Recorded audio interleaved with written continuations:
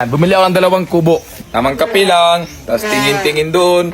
Ay, sarap buhay. Dito, pwede tambay-tambay ng barkada, mag-inom-inom, di ba? So, ito yung itsura niya sa sa harap. Ito yung kwarto, may aircon yan. Ito yung sosyal sa kubo na to. Di ba? Double walling to, so hindi lalabas yung aircon. So, ito yung louting. Dito ka sa taas, Anda dito, kahit kahit ganun ka, hindi siya Gagalaw? hindi gagalaw yung kubo ba? Matibay na pagkagawang kubo. Ito yung sinasabi kong louting. May nakapasok ko. Wait lang, ang sige. So yun mga katapang, napasilip ko sa inyo kung ano yung update sa resource na pinapagawa natin. So bukas nga pala mga katapang, pista dito sa barangay namin, pero dito sa taas. So maghahanda ako bukas para pagsasaluhan namin. So dito, ito yung entrance ng resource natin. So temporary lang muna to. Kasi plano ko dito lagyan niya ng yung Boy Tapang Rest House. So ito lang muna. So tara, pasok tayo. Yan. So may nakikita kayong 2 tent kasi dyan yung mga VIP na bisita natin. So may nakikita kayong mga tao po talaga yan. So kami pinagtulungan namin kayo na maglinis dito para naman di nakakaya sa mga bisita natin. So ayan, ganito kalawak yung rest house natin So meron din akong biniling 2 kubo. Ayan, bumili ako ng 2 kubo. Dalawang kubo. Ito duyan. Ayan, pwede ka magduyan dito. Ayan Tapos ka dun par. Di ba?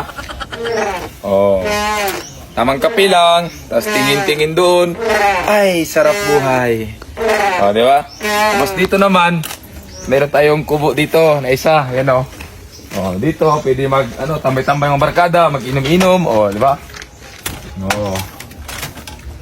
Di ba? Itong mga bagay talaga dito sa resource natin.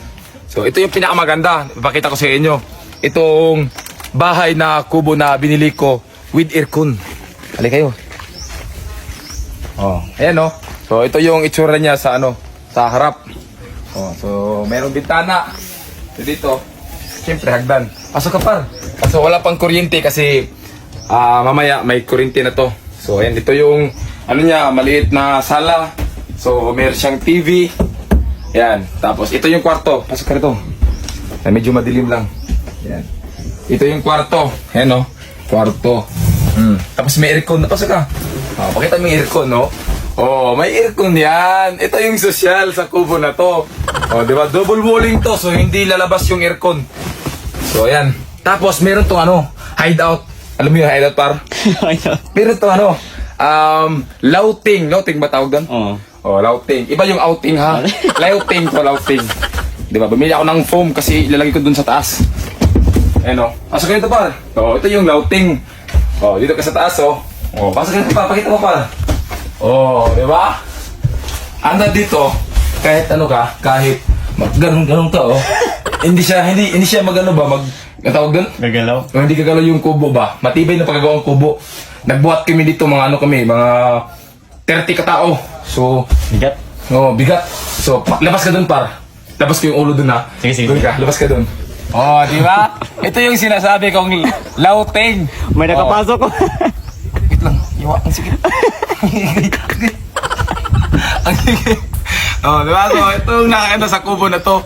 So, pag pwede ka dito magkano-gano, pag may magnanakaw, pwede ka sumilip dito. Tapos labas mo yung shotgun mo. Diba? Ang ganda ng view dito, par. Akin na yung camera, par. Sige pa. Akin na. Ito yung view dito. Ang ganda, di ba? Parang drone. Ang ganda, di ba? So, yun mga katapang. So, ito lang muna yung itsura ng rest house natin. Baka soon, madagdagan pa to ng kung anong magandang idagdag natin dito. Yan si mama, naglinis siya. Kaya nang umaga pa ito naglinis, di pa tapos. Ganito kalawak yung lupa natin. Yung kuya ko. Kuya ko, nauna pagkabulok. So, ayan mga kapatid ko, mga tropa. Ano to? Mga Indian. Panglitsyon to, panglitsyon. So, bukas maglitsyon kami. 2 litsyon ang lilitsunin namin. So, ayan, So, mga naya sa camera. Wag na kayo magtaka kung pinsan ko to kasi pareho talaga yung itsura. ito lang muna yung pasilip ko dito sa rest house natin. So baka soon magkapera tayo, baka tip natin lagyan ng swimming pool. So lagyan din ng swimming pool dyan pag nagkapera tayo ba. So ngayon ito lang muna. Dahan-dahan lang tayo talaga, ganun dahan-dahan. Walang shortcut sa pag success. So dapat tiis-tiis lang. So abangan nyo na lang sa susunod. So bukas pista. So update ko kayo sa pista. Thank you very much for watching us. I love you.